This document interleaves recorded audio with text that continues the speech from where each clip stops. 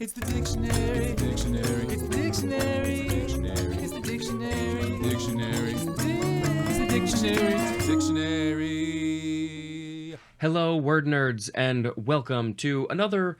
This is a pre-F bonus episode going up in the feed before the F start. So we were at a store last weekend, and I guess this would be a couple of weekends for you. Anyway, I walked in, and the first thing I saw was this dictionary, a big ol' dictionary. This episode is definitely needed to watch on the YouTube because you need the visuals for this. This book, I have to bring it over here. Oh my god! Look at this thing. I need to move this around so I can see my video better.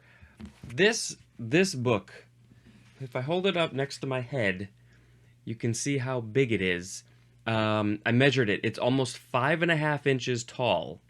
This is the new 20th Century Dictionary Unabridged. I think this is by... let's take a look. Let's open it up. I'll show you the front. There you can see the front. And this is Webster's New. Webster's. It doesn't say that on the front for some reason. I don't know why. And this is, I believe it is from, yes, 1946. 1946 this is from. And what they decided to do was also put in like an almanac in this thing. But if you go to the first pages, they show Army fighting planes because this is right after the war. So these are Army fighting planes from top to bottom, the P-59 era Comet, a jet-propelled fighter plane, etc., etc. And then there's boats, Army boats and tanks. Look at the tanks. Look at the tanks. So this is such an interesting concept for a book. And then there's big boats, battleships, and people shooting guns, and trains, and so many things. Radio-powered transmitter station and apparatus, television apparatus. The Wilson Dam, the methods of soil conservation, mostly pictures in this section. Oh, and then the view of 2 U.S. cities. One of them is New York, and one of them is the city of Washington, also known as Washington, D.C. And then we have an atlas of the world. I'm not going to go through this page by page, obviously, because that would be crazy. This thing is too big. It's actually surprisingly not as heavy as you'd think. It's heavy, but it's so big you'd think it would be heavier. So there's literally then maps of the world, the regions of the world, all the states, other countries. Here's the world and some other stuff. This book is just so fascinating. So of course I had to buy it. If you didn't figure that out, I bought it. It was listed for $29, which I thought was a steal. But I think it ended up being maybe half off because we bought a couple other things and the total was like $23. So this thing might have only been like $15.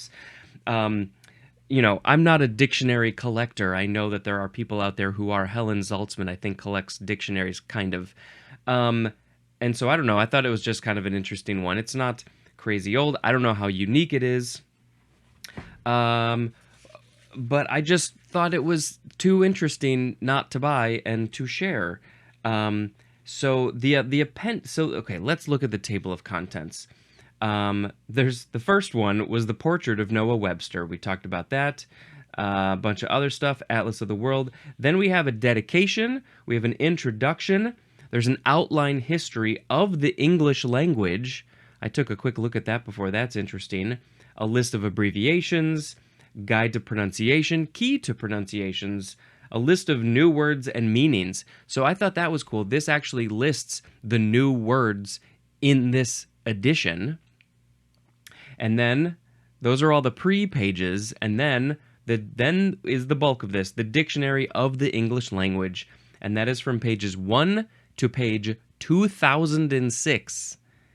And then there's 343 pages of appendices afterwards.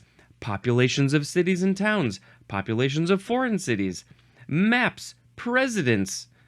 This, like, why is this in the dictionary? Digest of the purposes of the current federal agencies. What? Pronouncing dictionary of biography with titles of authors' works. Biographies are in here. A dictionary of noted names in standard edition. Mythology. Talking about mythology in this dictionary. A dictionary of foreign words, phrases, noteworthy sayings, colloquial, I hate that word.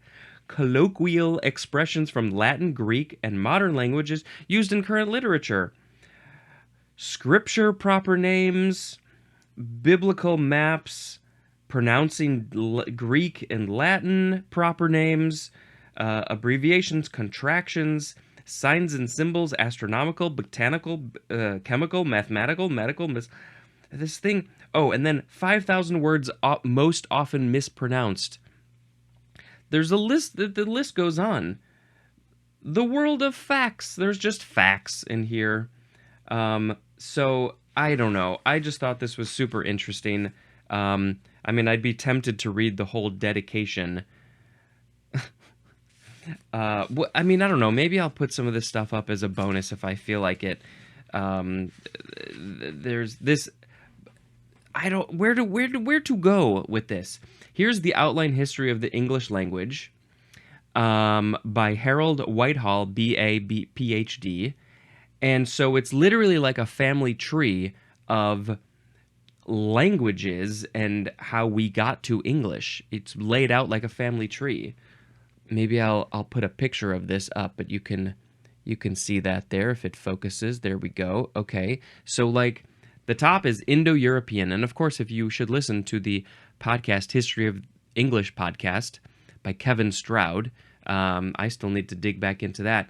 So Indo-European, then the kids of Indo-European. Basically, the one parent is Indo, the other parent is European, and then their kids are Indian, Iranian, Armenian, Albanian, Balto-Slavic, Germanic, Hellenic, Italic, and Celtic with a K. And then we come from the German line, the Germanic line, which the kids for Germanic are North Germanic, East Germanic, West Germanic. I don't know why there isn't a South Germanic. Seems like a missed opportunity. And then English, comes from the West Germanic line, which goes down to High German and Low German. And then we follow the Low German line. That gets the kids for Low German are Old Frisian, Old English, Old Saxon, and Low Franconian. And then, of course, we go to the Old English line, which leads directly to Middle English, and then that leads to Modern English. So this Modern English, I don't remember exactly what year they say Modern English started, but I feel like language is changing so quickly that, I mean, you know, they're talking about Kamala Harris being a brat, and I don't know what that means. And I also saw somebody showed me a TikTok about some Gen Xer and his kid was talking about new terms and what they mean, and it's like all gibberish to me. And like, you know, some of it might not stick, but some of it will for a while. Modern English is changing, languages are changing and evolving so quickly, and so like, what's next? When are we gonna have a new term for English, and what is it gonna be called? Let's see. Does it say anything about a year? I don't know. I just thought this was fascinating. I would love to like have the time to sit and look through this. Okay, let's just quickly look at the list of new words and meanings. I flipped to a page and I quickly saw girlfriend. Girlfriend in 1946 was a new word, a feminine companion of a boy or man, ranging from a casual acquaintance to a sweetheart or fiancé. And then right above that is gin rummy. Now I would have assumed gin rummy was extremely old. And it literally gives a huge description of Gin Rummy, a card game in which each player is dealt 10 cards and alternately draws and discards one at a time until successful in arranging the cards in sets of at least 3 of the same denomination or sequences of at least 3 in a suit with a total surplus if not more than 10 points, at which time he may lay his cards face upward and end the deal. If one's surplus is lower than the opponent's, one wins the difference in number of points, but if not, one loses the difference plus a previously fixed penalty. There is an equal premium for winning each hand as well as for being able to call gin and lay down one's card without any surplus points. This must have been like a new popular game at the time, because there were, I feel like in cartoons made at that time, they were always playing gin, right? Don't you have memories of seeing Bugs Bunny and say, gin? What's up, Doc?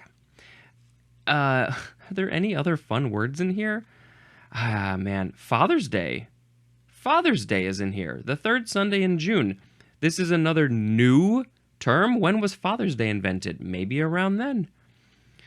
Oh, yeah. It's and all the pages are so brown. They're so brown. And yeah, zoot suit. That's the last one. That's the last word of the new words. And then, yeah. I did some flipping through. It's laid out in columns. Here, let's go to this one, I guess. The first page, it's laid out in columns, 3 columns, unlike the 2 columns that I think are in my book. And there's more pictures. There's more pictures than my book. I wish my book had more pictures. There's still not a ton of pictures, but I think there's more. I don't know, it's very beautiful and old. This thing is almost 80 years old. And it looks like they put a lot more text in for some of these. Like that whole definition of gin rummy, you would never find one that long in my book. The letter A, the first one, just goes on for a good chunk of the page. There's a lot of information in here. Any other fun things for us to look at? Oh, and I think if I went through this whole thing, I would find a lot of words that are not in my book. I was looking through the Fs because I've already started recording the Fs, and I think I found a few words that aren't in mine already. Oh, these pictures are so beautiful. Okay, I don't know. Anything else interesting to say about this crazy ass big friggin' book? Yeah, the appendix just goes on for a while. The amount of information that is in here that doesn't pertain to the actual dictionary, I thought was so fascinating. That was what was so weird and interesting about this. Oh, and then of course you got to look at the side. What's the best direction for lighting? There we go. Webster's 20th Century Dictionary, unabridged. Yeah, it is very unabridged. And what does this thing on the side say? It's really hard to read, especially in this lighting. It's all like worn away and blurry. That was it. I just wanted to show you my new book that is probably just going to sit here at my work office because I don't really have a good place to put it at home because it is massive. Not only is it about 2 or 3 times thicker than my book, it's about 1.5 inches wider and about 1.5 inches taller too. So I don't know. I should measure the volume. Maybe I'll put that in the show notes. What's the difference in volume between this book and my book? I thought my book was big. It looks so tiny compared to this other book, but of course there's no maps or definitions or dictionaries of biblical names and mythological names and all that stuff, and it's crazy. Anyway, okay, that's it. This has been Spencer, not dispensing information. Goodbye.